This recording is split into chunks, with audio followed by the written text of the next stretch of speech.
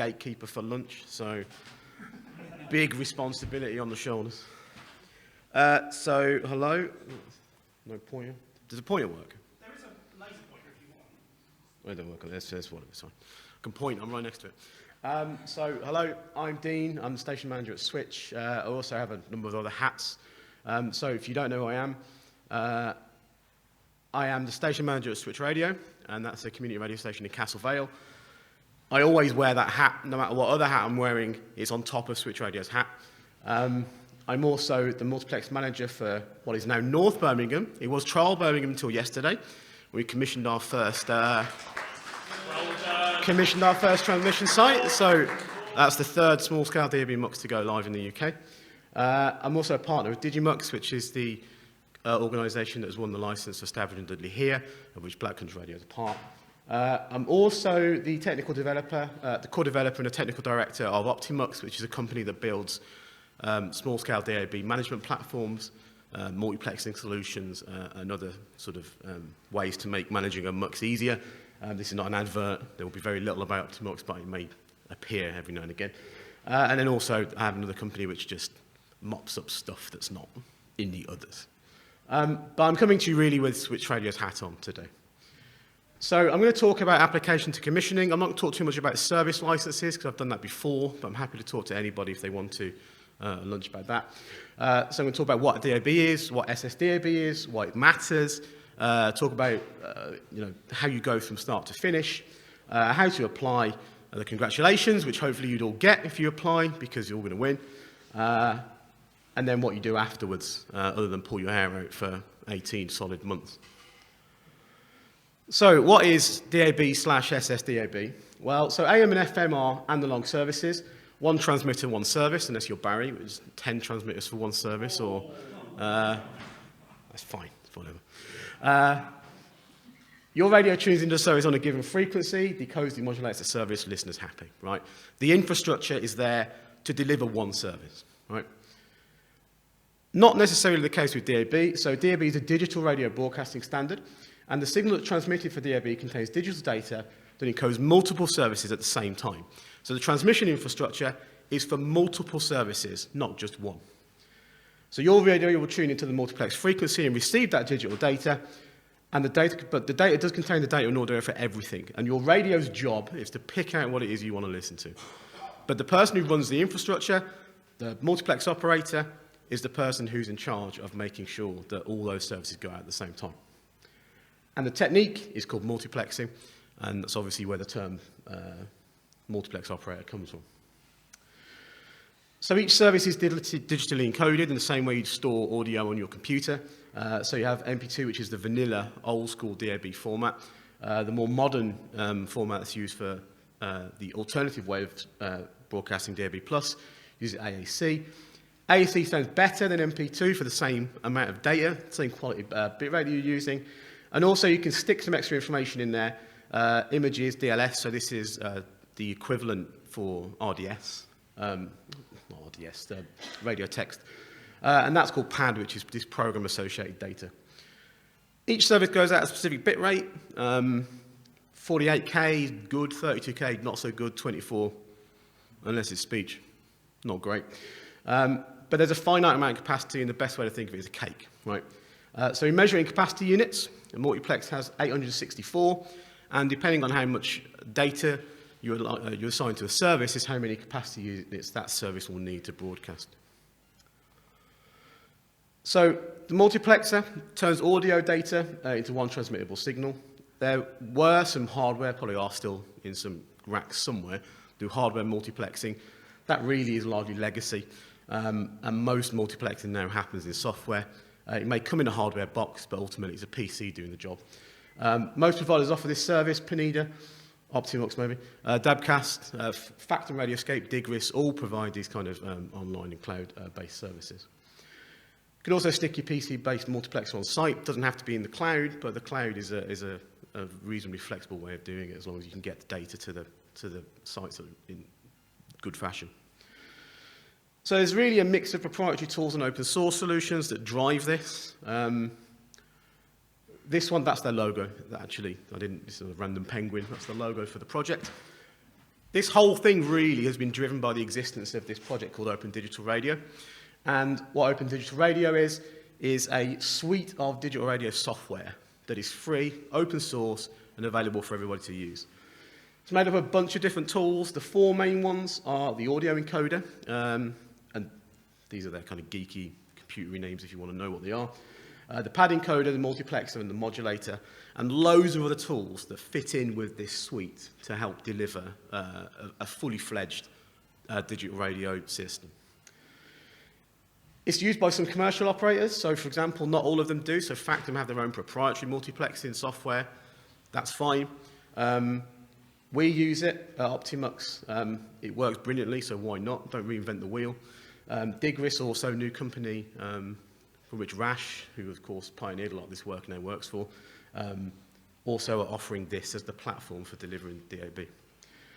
But it does allow you to DIY it, so if you don't want to go and get somebody else to do it for you, the fact that this is open source, if you know what you're doing, you can crack on and have a go yourself. It is the cheapest multiplexing option because it's free, well, other than the PCs and stuff, but it's free.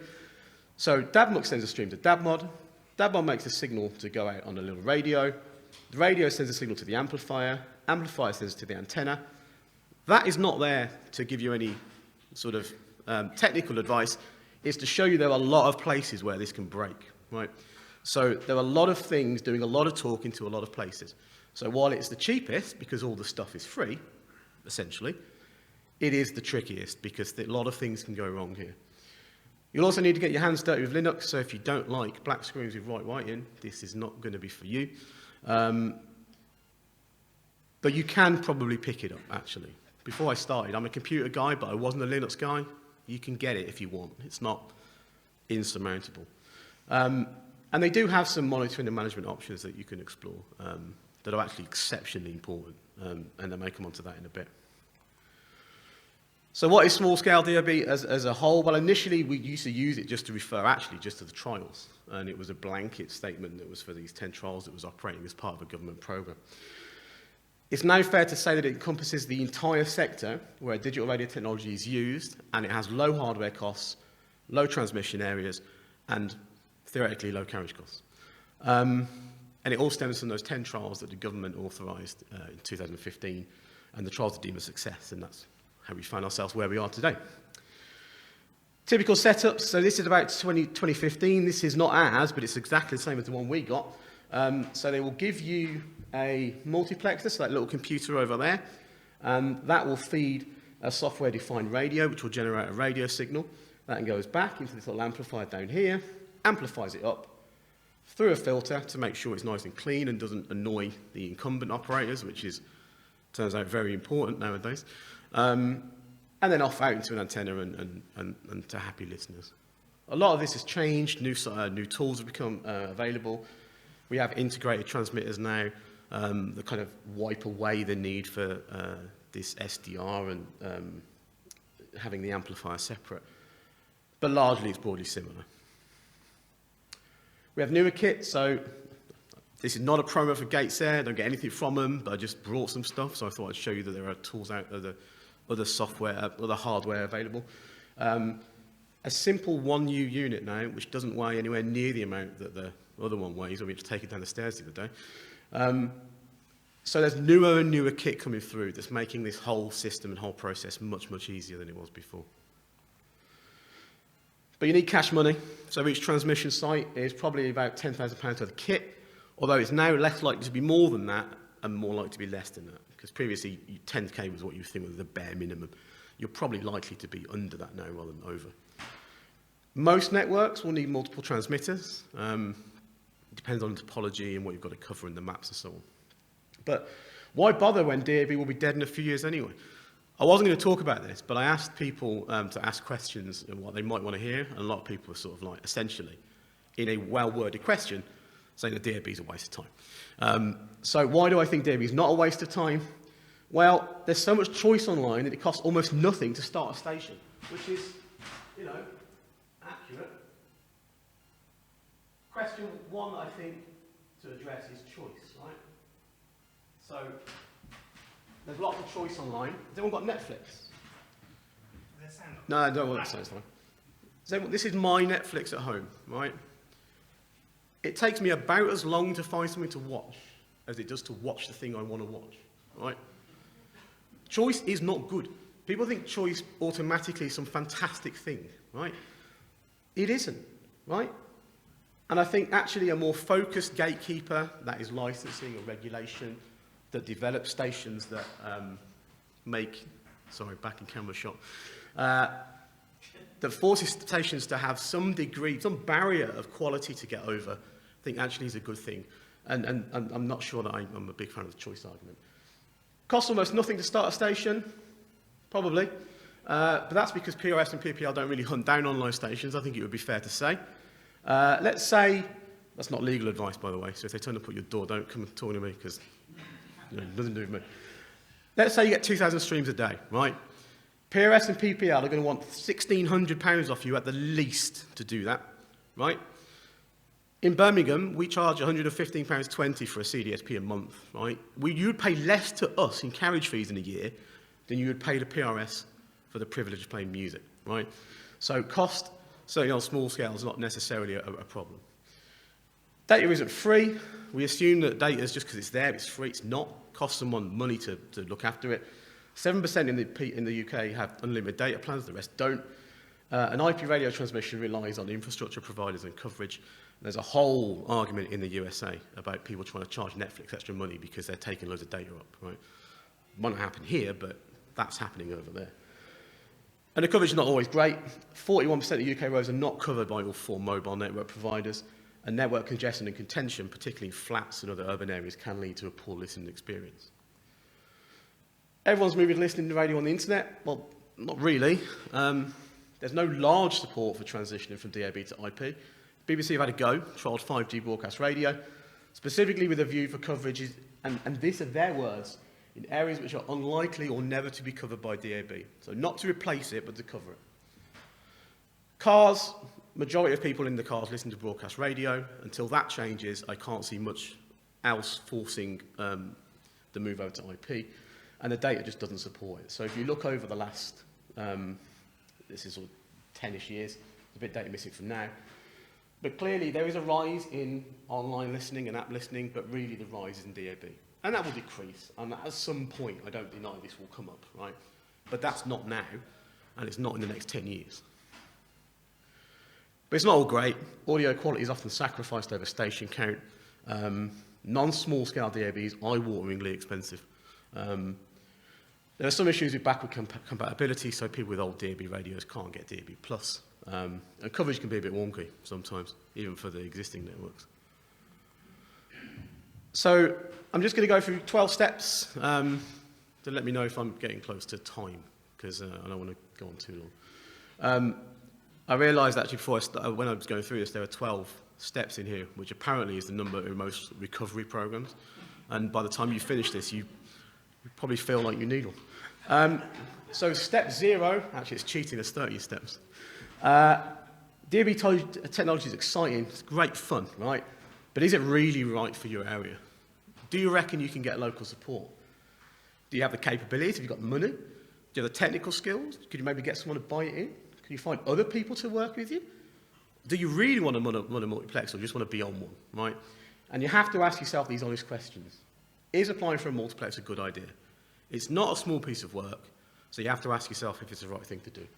I would suggest you do that a year before your round opens, unless your round opens sooner than that, in which case start now. Like literally now. Step 1A, get ready. So if you're going to fly solo, think about company structure. I'm not a company structure expert. There are booklets out there that can help you about that. Pages and pages of advice available on the internet. If you're flying solo, think about whether you want to use an existing structure or make a new one. And if you're going as a station, for example, consider what that might do to VAT threshold pressures if you're using existing companies, because that, particularly if you don't price that into your carriage fees, is going to be a real frustration for services when you get magically 20% more expensive overnight. If you're not flying solo, speak to potential partners and form relationships. Think and discuss share arrangements, capital investments, important, get that done early, and contributions. And think about company structure. If you're going as a partnership, you're almost always going to make a new company, generally speaking. So VAT pressures are unlikely. unless you're charging eye-watering carriage fees. Step 1B, follow the rules. So there are actually reasonably complex rules in place about ownership of multiplexes. So it must be a body corporate. And there are some broad, huge sort of restrictions that apply to people who run national and local muxes. But more important on our level, so you can hold more than one SSDB license, or you can be involved in more than one SSDB license, but you can't hold more than 20% that has been granted. And the most complex exclusion criteria is where two multiplexes overlap and have the same people involved, not legal advice, by the way, see a photo, just saying that, where two people involved in the same multiplex and they overlap. If you are involved in two licenses where they overlap the same local multiplex and the total population overlap from those two together is more than 40% of the local multiplex's population, then you cannot be in a position to hold both licenses, and Ofcom will tell you to take yourself off or to fix your company structure or reject your application altogether. They may warn you first. But it's coverage, not the raw polygon, right? So it depends on what you cover, not what they think you're going to cover. And they won't give you advice on this. I've asked, they won't, right? So it's legal, so they're not going to tell you a thing. If you need proper advice, you have to get your own legal advice, unfortunately. So you're eligible, fantastic. So we're now 2 months before your round opens. You need to find a spot, or spots, most likely spots. It is probably the single hardest part of the process, is finding good transmission sites. You're applying to be a transmission provider. The transmission sites are the most important thing. Identify potential places you can transmit from. Try to garner indicative prices. You need to work out whether you can afford to put this in, whether, if it's something super expensive, then maybe you're not going to be able to do it. Lean on any connections you might have, council, colleagues, other organisations, even cold approach people if you see a site that you like the look of. You can use existing masts. Cell tower operators, for example, have got masts all over the place. You can see if you can get on one of those. But get written confirmation you can use the site, even if it's provisional, because you're going to need that later. The sooner you get that done, the better. You can also go to the main transmission providers. So, for example, you could go to Arqiva, and there's a totally unrelated picture next to it there.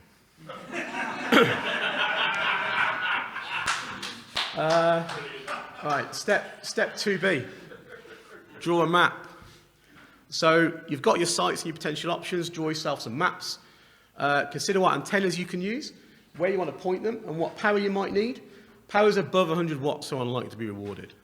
In the first round of applications, they said 200 watts is great, go for that. Very quietly then adjusted the guidance, now it's 100 watts. There's lots of stuff that's been very quietly adjusted in their application guidance. They were unlikely to award above 100, and they will absolutely tell you to turn it down if they think it's higher than they would like.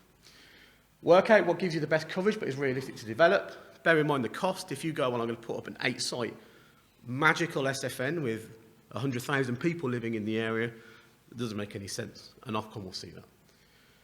The maps don't have to be super complicated yet. They need to be broadly accurate, and there are various tools you can use. So these are some of the most common ones: radio mobile, cloud RF, and then Ofcom actually use this one called ATDI, HDZ. And they publish the parameters about how they set that up, so you can get the exact same maps that Ofcom have. Also consider the protection you need to provide to other multiplexes. One of the things you have to bear in mind is being a good neighbour. So you have to consider, when planning sites, that you have to protect co-channel polygons against the interference from your kit. So people that might use the same channel as you need to be protected from your signal. And you'll see when they put this map out, when they put this advert out, you'll see your area, and at the bottom they'll say possible. Never used to say possible. That's because they change channels occasionally. Now it says possible. Possible co-block small-scale DAB license areas to be protected. And then there's a list of areas that you have to make sure that you don't put any interference into. And there are some numbers there that, if you're an RF engineer, make sense. But for me, they're just numbers that make no sense. Map is very easy to get wrong. If you aren't sure, get help. If you're on bad maps, you make bad plans, you'll make wrong decisions.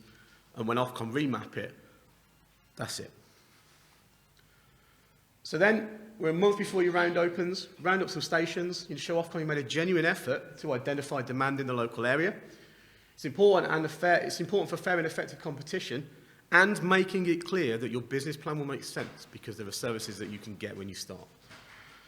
Think of stations that might like to come on board, maybe on advertise, approach people directly. People who said no, they didn't want to be a partner. Put a press release out. If you're a CR station in the polygon, strongly consider applying for a CDSP because this is directly out of the guidance and the Act requires Ofcom to take into account the desirability of awarding a small-scale multiplex licence to a body corporate providing or proposing to provide a CDSP. If you're in the polygon, it is exceptionally advantageous to your application if you can do that.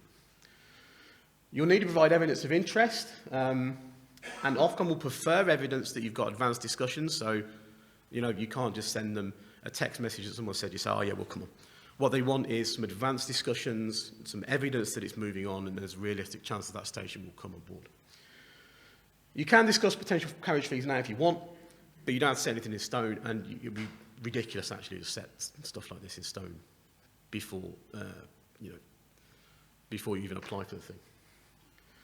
So that's it, you've done that, great. Up until the round opens, step 4, put your feet up, right? Relax for a little bit, you've earned it. Either applying as yourself, you've got a company structure, you know how you're going in, you've checked if you're allowed to hold the MUCs if you do win, you've sorted out where the money's going to come from and who's going to do what, you've got a rough idea of where you're going to put your transmitters, and you've got some stations coming along for the ride. The round opens. Step 5, press release. All the rage nowadays. I didn't, but mostly now when DAB rounds open, Radio Today is flooded with press releases from people that are applying for multiplexes. It does bring attention to your application, in fairness, and additional services may gravitate towards you once they know more details. So actually, in fairness, I mean, I make a joke, it's all the rage, but it's probably quite useful to do something like that. Step 6 is the application form. It is easy to fill out. It's not complicated. The form is very straightforward. The hard part is sourcing the information to go into it, right? So there are 2 parts, Part A, which is public, and Part B, which is confidential. You have to send an application fee of £500, non-refundable, and there's lots of regular form type stuff, name, address, company numbers, and so on. But the main points to take home from Part A is that you'll need to describe your coverage area and provide the sites you're going to transmit from and provide a coverage map. So you'll have to tell Ofcom how it's generated, so how did you draw your map? Which is weird because they're going to do it again anyway, but you do have to tell them that. You need all your company information, all your directors and companies they're directors of and companies they're directors of and so on, and you have to provide a business plan. So you have to show clearly where the money's coming from, and they do say funding should be confirmed. So it says you may need to evidence this confidentially, you do need to evidence this confidentially in the next section. So you need to show, because if you rock up and go, I've got 45 grand in the bank and I can buy it tomorrow, and you haven't, it's no good. Ofcom need evidence you've got the money you say you have, or how you're going to get it. You don't need all the money for the equipment necessarily. If you're going to use some of the early carriage fees to pay for the latter, that's fine, and price that into your business plan, but it all needs to make sense numbers-wise. Who's going to install and maintain the equipment? They want to know who's going to do that. They're looking for a timeline. They ask questions about how you're going to maintain things like single-frequency network timing and these sort of technical points. At that point, you should strongly consider monitoring and telemetry tools, to keep an eye on your multiplex for you. You need to show service demand and potential CDSPs, and that's really the main take-home from Part A.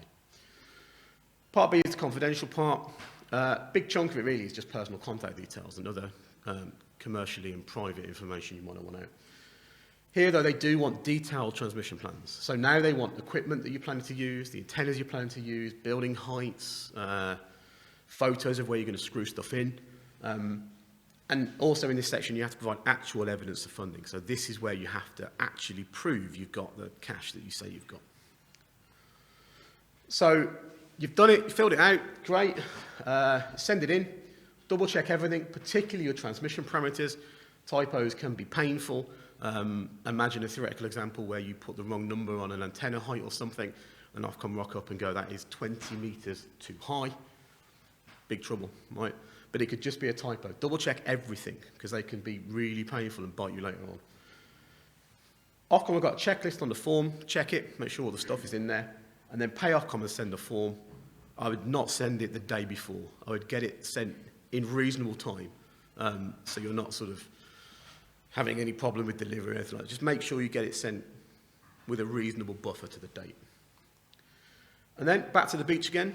You wait for what is becoming an increasingly long amount of time, but you wait. And then boom, comes in, congratulations, you've won. You've only got 1 day to celebrate, though, because you start work again, no? Your work starts today, and you've got 18 months to finish it.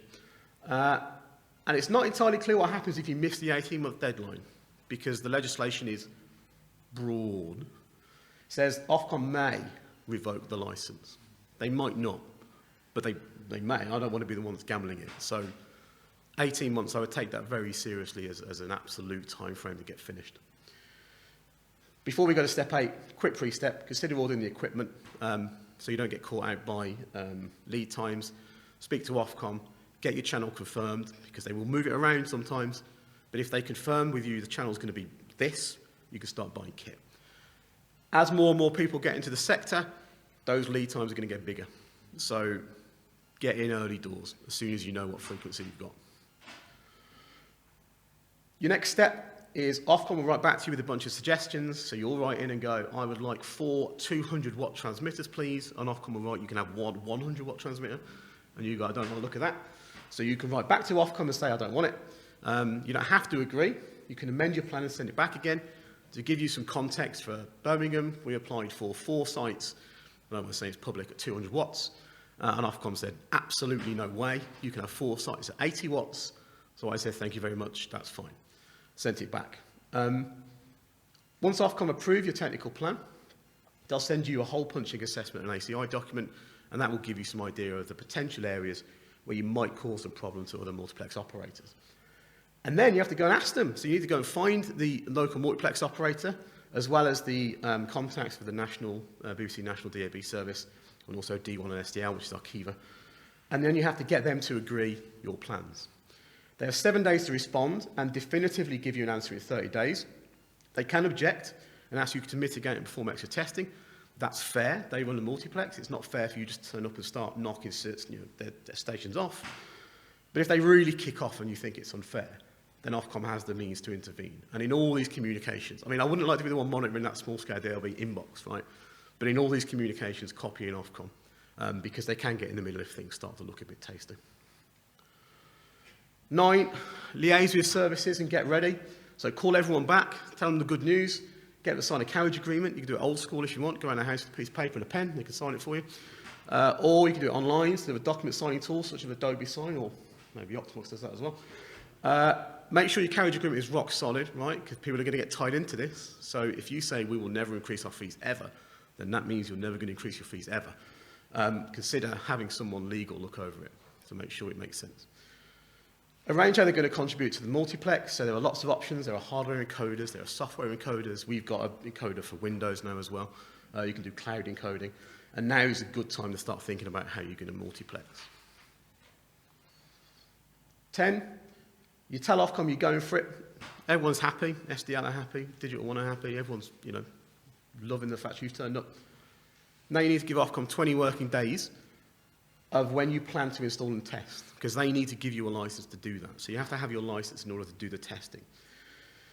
You have to arrange your installation and find a commissioning engineer if you can't do it yourself. And I would suggest that, I've seen it, I watched it happen. It's reasonably involved, and you're going to need a decent amount of RF experience. So it's not for the faint of heart or the have-a-go hero. I think really find a commissioning engineer. It would be a good suggestion. Prepare your multiplex's website. You have to keep it up to date with services. You can't let it lounge. That is part of the condition of the license. You have to have the current carriage fees listed on it, and it must have a means to contact you on it. You can't start until that's there, because Ofcom won't issue the license. You also need to tell Ofcom which services you're going to start the multiplex with and how much you're actually going to charge them. And this is confidential information. So you may not charge every service the full listed price, but you're going to have to tell Ofcom what you actually are charging them. Step 11, checking it works, commissioning. So you have to provide evidence to Ofcom that your equipment is working as expected. Primarily to check that your signal's correct and free of spurious transmissions. You also have to check the power, location, site install and equipment. But you will need genuine RF experience to deliver commissioning. Ofcom won't do it for you. That's not strictly true initially. They're doing a few at the beginning while they have resources, but that won't last. And that's only really to check the process works. Once they did ours, they won't do many more. So if you can't do it, you may have to pay someone who can. Fails commissioning, Bad times, you have to fix it. Passive commissioning, great. You're on. You leave the transmitter running, and there you go. Your multiplex is up and running. Step 12, though, is the long game. So you've got to consider how you're going to manage this multiplex over the next 5, 7, 12 years, or however long this extension process runs on for. You need to think about monitoring, billing, invoicing, reporting, administration, technical problems, having a spare piece of kit in somewhere. It's not turn it on and leave it, because that's the one thing that I realised from running a multiplex, is that when that multiplex goes offline, there are 23 services that are on me to get back on again. And you can't get away from that feeling when it goes off, right?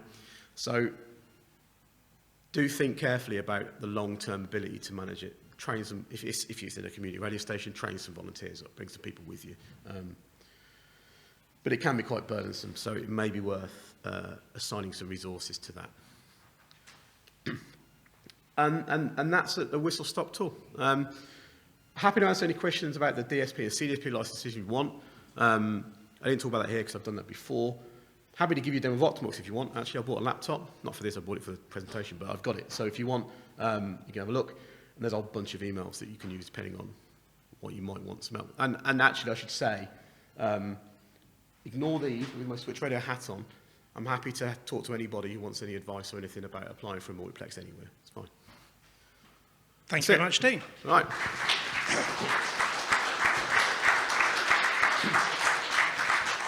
The reason we put this session here is because we're about to go to lunch, and whilst I want Dean to have a lunch, I was also conscious of the fact that people might want to have some one-to-one conversations with Dean. We are actually exactly on time, so what is standing between you and lunch is you putting your hands up. But does anyone have any questions? Yeah.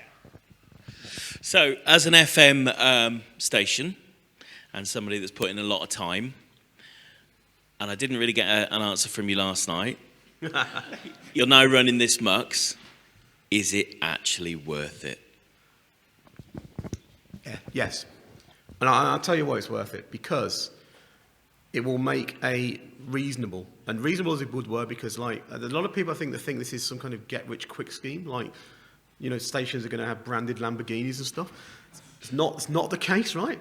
But it will make a significant contribution to the station's long-term financial health to have this in place. There is a short-term hit, so buying 4 lots of kit actually did cost about £35,000. So there's a hit you have to take early doors. But if your business plan is right and you've had a proper good assessment of the area and you kind of know how many services you can expect and then cater for disasters, then yeah, it's worth it. But it's hard. I have one site up, right, and I have another 3 to do. Councils that won't answer my questions, leases to get sorted out, values for leases going up, down, all over the show, right? It's stressful, but once those 18 months are up, and theoretically you've got 4 transmitters, then the station's in a much healthier place than it was before. So it's hard work, but it's worth it. Any other questions? No. Hands up if you want to go and have a private chat with Dean at some point during lunch. Looks like you're having a quiet lunch, Dean. Thank you ever so much.